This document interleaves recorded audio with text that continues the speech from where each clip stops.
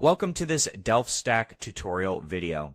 In today's tutorial, we will learn how to highlight text in Discord. Discord does not have a traditional text highlight feature.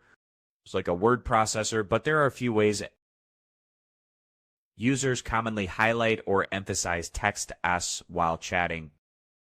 One of the simplest ways is by using your mouse or finger to select text.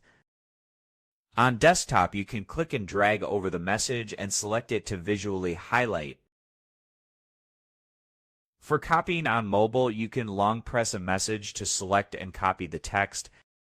This highlight is temporary and only visible to you. Another way to highlight text for others is by using formatting.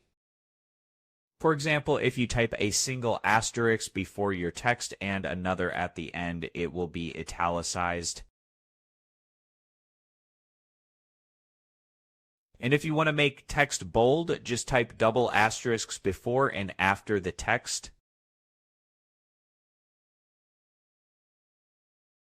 These methods help make important information easier to notice, even though Discord does not support permanent text highlighting.